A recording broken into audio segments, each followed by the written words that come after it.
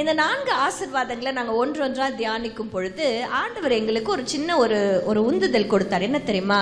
மேல இருந்து கீழே போறது இல்லை, கீழே இருந்து மேலே போறோம். ஓகேவா? ரெடியா? நீங்க லைனா படிச்சீங்கல்ல, 1 2 3 4. இப்ப 4வது தான் ஃபர்ஸ்ட் நம்ம தியானிக்க போறோம். அந்த ஆசீர்வாதத்தை தான் நம்ம சுதந்தரிக்க போகிறோம். ஆமென். 4வது என்ன ஆசீர்வாதம் பார்த்து சொல்லுங்க? வற்றாத நீரூற்று. வாவ்! எத்தனை பேருக்கு நதி பிடிக்கும்? எனக்கு வைகை. ஆமா, எனக்கு ரொம்ப பிடிக்கும் நதினா.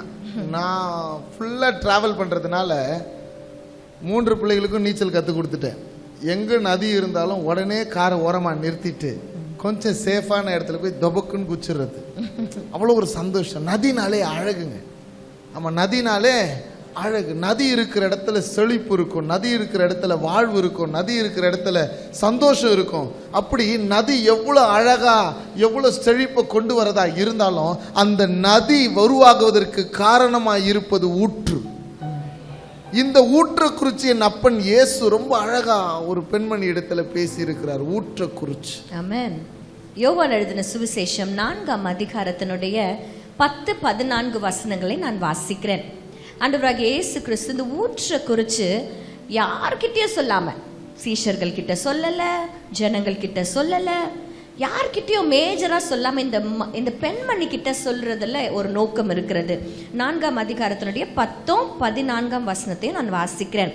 இயேசு அவளுக்கு பிரதியுத்தரமாக, நீ தேவனுடைய ஈவையும் தாகத்துக்கு தாய் என்று உன்னிடத்தில் கேட்கிறவர் இன்னார் என்பதையும் அறிந்திருந்தாயானால் நீயே அவரிடத்தில் கேட்டிருப்பாய், அவர் உனக்கு ஜீவ தண்ணீரை கொடுத்திருப்பார். 14, நான் கொடுக்கும் தண்ணீரை குடிக்கிறவனுக்கோ ஒரு காலம் தாகம் உண்டாகாது, நான் அவனுக்கு கொடுக்கும் தண்ணீர் அவனுக்குள்ளே நித்திய ஜீவ காலமாய் ஊறுகிற நீரூற்றாயிருக்கும்.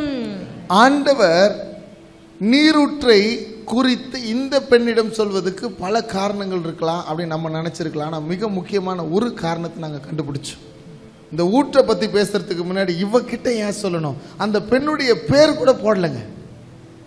அந்த பெண்ணுடைய பேர் கூட போடலை, சீஷர்கள்கிட்ட கூட அதை சொல்லலை. ஆனால் இவகிட்ட கர்த்தர் சொல்றதுக்கு ஒரே ஒரு ரீசன் இருந்துச்சு. இவள் ஒடுக்கப்பட்ட ஒரு பெண்மணி. இவள் மனிதர்களை முகமாய் சந்திப்பதற்கு ஆயத்தம் இல்லாத ஒரு பெண்மணி.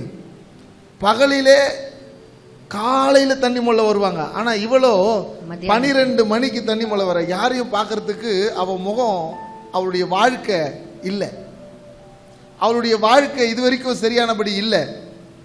இப்படிப்பட்ட ஒரு பெண்ணிடத்தில் கர்த்தர் ஊற்றை குறித்து பேசுகிறார்னா ஏதோ மிக முக்கியமான ஒரு விஷயத்தை உள்ள வச்சுதான் ஆண்டவர் பேசுறார். அந்த ஊற்றினுடைய பலன் என்ன தெரியுமா?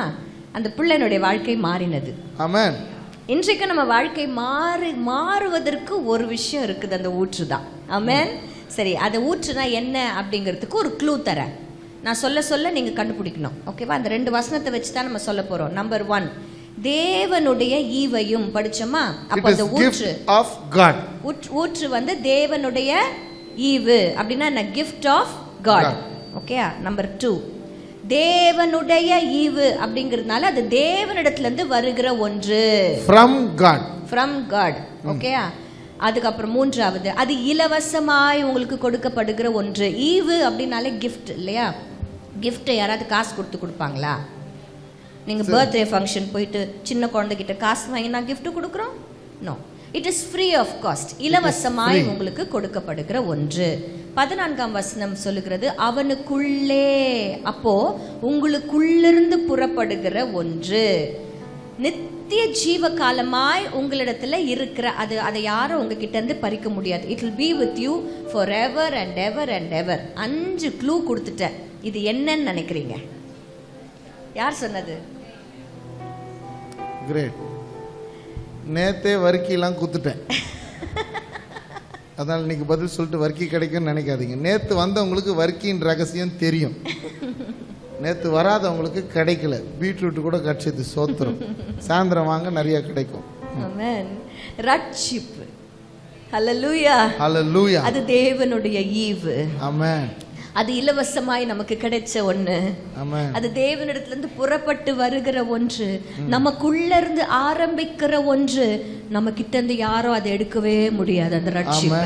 ஆமென். கடவுள் மனிதனுக்கு பயங்கர பெரிய ஒரு விஷயத்தை கொடுத்திருக்கிறார். Greatest gift for mankind Amen. is salvation. Hallelujah. Man of God became son of man in order to son of man can become son of God. Amen. தெய்வகுமாரன் மனுஷகுமாரனாய் மனுஷகுமாரனாய் மாறினார். எதுக்கு தெரியுமா? மனுஷகுமார்களாக இருக்கிற நீங்களும் நானும் தெய்வத்தின் குமாரர்களாய் குமாரத்திகளாய் நம்ம மாறணும்னு தான் இந்த ரட்சிப்பு தான் அப்படி நம்மளை மாற்றும். ஆமென். ஹalleluya. அவர் நம்மளை நடத்தினார்னா நம்முடைய குடும்பங்கள்ல நம்முடைய வாழ்க்கையில ரட்சிப்பு உண்டாகும். இந்த ஊற்று நிக்கவே நிக்காது. இந்த ரட்சிப்பு ஓடிக்கிட்டே இருக்கும். ஒவ்வொரு நாளும் புதுப்பிச்சுக்கிட்டே இருக்கும்.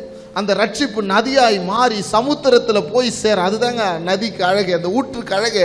ஒரு நதி சங்கமித்து வீழ்ச்சியாக மாறி அது நதியாக மாறி பல ஓடைகளோடு கூட இணைந்து ஆறாக பெருசா மாறி சமுத்திரம் பரலோகத்துக்கு போய் சேர்ற வரைக்கும் ஊற்று நிக்கவே நிக்காது. அந்த ரட்சிப்பு சும்மா இருக்கவே இருக்காது. அந்த ரட்சிப்பு ஏதாவது செய்ய வச்சுக்கிட்டே இருக்கும். அதுவும் அந்த பிள்ளை இடத்துல ஏன் தெரியுமா கர்த்தர் சொன்னாரு?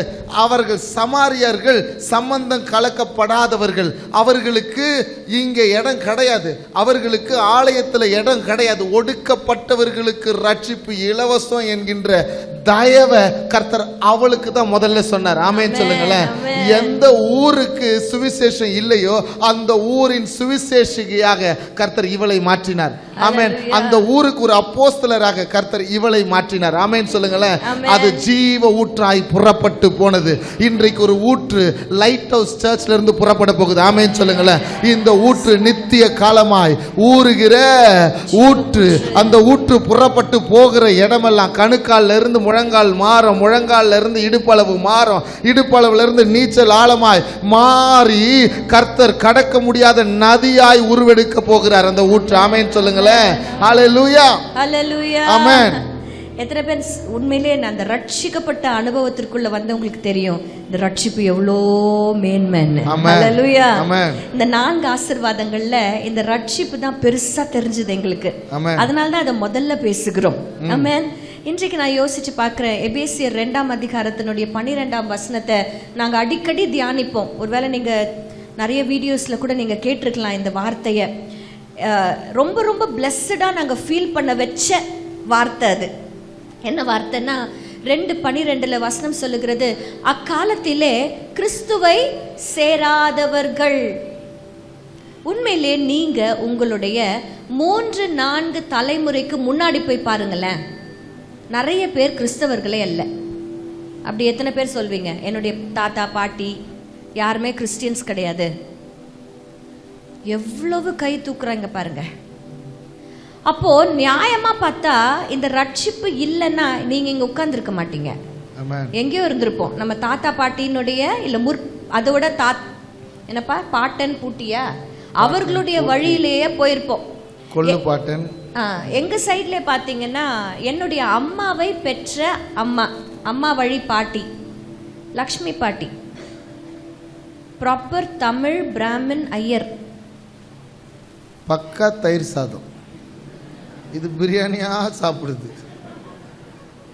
என்னுடைய கணவர் சைட்ல பாத்தீங்கன்னா சண்முகராஜன் பிள்ளை தாத்தா, திண்டுக்கல்ல இருந்து வந்த சண்முகராஜன் தாத்தா. ஒரு நிமிஷம் யோசிச்சு பார்க்குறோம். அன்றைக்கு லக்ஷ்மி பாட்டிக்கு கிடைக்காத ரட்சிப்பு, சண்முகராஜன் தாத்தாக்கு இல்லாத ரட்சிப்பை ஆண்டவர் ஜெசந்தாக்கு எனக்கும் டேவிடாக்கு இவருக்கும் கொடுத்துருக்கிறாருன்னா எவ்வளவு பாக்கியமுள்ள கிஃப்ட் தெரியுமா அது? அல்லேலூயா. அதனால தான் வசனத்துல கிறிஸ்துவை சேராதவர்களா இருந்தோம் நம்மெல்லாம். உண்மையிலேயே we don't belong to Christ. கிறிஸ்துவை சேராதவர்கள். 2வது இஸ்ரவேலுடைய காணியாட்சிக்கு புறம்பானவர்கள். இஸ்ரவேலினுடைய காணியாட்சி எங்கெங்க இருக்குது? கானான்ல இருக்குது. யோர்தானுக்கு இக்கரையில 2.5 கோத்திரத்திற்கும் அக்கரையில 9.5 கோத்திரத்திற்கும் ஜாஷ்வா பிரிச்சு கொடுக்குறாரு எல்லாத்துக்கும். அங்க யாருக்காவது நம்மளுக்கு நிலம் இருக்கு? யாருக்காவது நிலம் வச்சிருக்கீங்களா காணியாட்சியில? இல்லை. ஸோ அதுவும் கிடையாதா? ஸோ கிறிஸ்துவை சேராதவர்களாக இருந்தோம், காணியாட்சிக்கு புறம்பானவர்களாக இருக்கிறோம். வாக்கு தத்தத்தின் உடன்படிக்கைகளுக்கு அந்நியர். வாக்கு தத்தம்னா யாருக்கு தெரியுமா? ஆபிரகாமுக்கு கொடுக்கப்பட்டது. அந்த ஆபிரகாம் என்னுடைய தாத்தா, அந்த வம்சாவளியில நான் வந்திருக்கிறேன். யாராவது உட்கார்ந்து இருக்கிறோமா இங்க? இப்போ உங்க தாத்தா பேர் ஆபிரகாமா இருக்கலாம், நான் சொல்றது ஒரிஜினல் ஆபிரகாம் தாத்தா. அப்போ என்ன அர்த்தம்? நம்ம வாக்குத்தத்தத்தின் உடன்படிக்கைக்கும் அந்நியரா இருந்திருக்கிறோம். ஆமா. அதுக்கப்புறம் பாத்தீங்கன்னா நம்பிக்கை இல்லாதவர்களா இருந்திருக்கிறோம், தேவனற்றவர்களா இருந்திருக்கிறோம். இப்படிப்பட்ட நம்மளை இங்க ஆண்டவர் அவருடைய பிள்ளையா உட்கார வச்சிருக்கிறாருன்னா ரட்சிப்பு தான் காரணம். ஹல்லேலூயா. அந்த ரட்சிப்பு தான் காரணம். சிலுவை மரணம் தான் காரணம். ஆமென். இயேசு கிறிஸ்து தான் காரணம். we are here because of Jesus. அவர் நம்மளை நடத்தி இருக்கிறார் இந்த ரட்சிப்புல. வேற யாரும் நடத்தல. நீங்கள் என்னை தெரிந்து கொள்ளவில்லை, நான் உங்களை. he has chosen you for this greatest gift. hallelujah. அந்த ரட்சிப்பு கர்த்தர் கொடுத்ததுக்காக கரங்களை உயர்த்தி ஸ்தோத்திரம் பண்ணுங்க பார்க்கலாம். இந்த ஊற்று புறப்படணும், இந்த ஊற்று நிக்க கூடாது, அது நதியாய் மாறணும். இந்த ஊற்று இருதயத்திலிருந்து புறப்படுகிற நதி, நதிகள் புறப்படட்டும். இன்னும் அநேக பேர் ரட்சிப்புக்குள்ள நடத்தட்டும், ரட்சிப்புக்குள்ள நடத்தட்டும். Thank you அப்பா. இயேசுவே நீர் காரணர், என் துதிக்கு பாத்திரர். இயேசுவே நீர் காரணர், எல்லா மகிமைக்கு பாத்திரர். இயேசுவே நீர் காரணர், என் துதிக்கு பாத்திரர். இயேசுவே நீர் காரணர், எல்லா மகிமைக்கு பாத்திரர். உம்மை ஆராதிப்பேன் வாழ்நாளில். ரட்சிப்பு காரணமானவரே உம்மை ஆராதிப்பேன். உம்மை ஆராதிப்பேன். சிலுவையிலே எங்களுக்காய் ரட்சிப்பை பெற்று தந்தவரே உம்மை நாங்கள் ஆராதிக்கிறோம். உம்மை ஆராதிப்பேன் வாழ்நாளில்.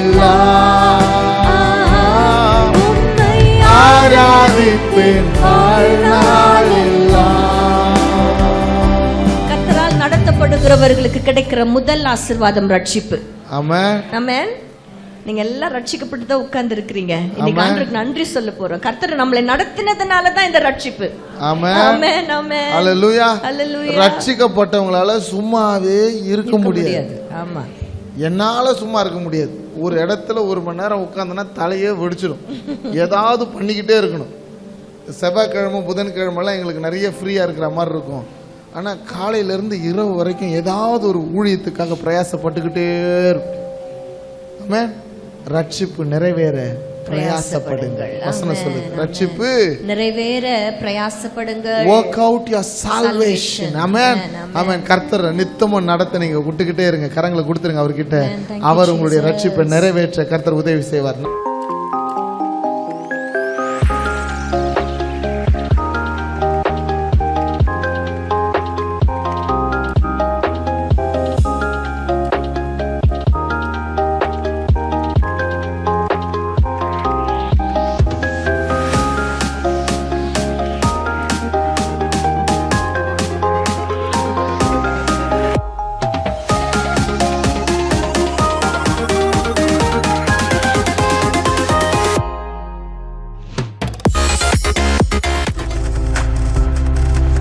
நீங்கள் பார்த்து கொண்டிருப்பது உங்கள் ஜாய் டிவி. உங்கள் துக்கம் சந்தோஷமாய் மாறும்.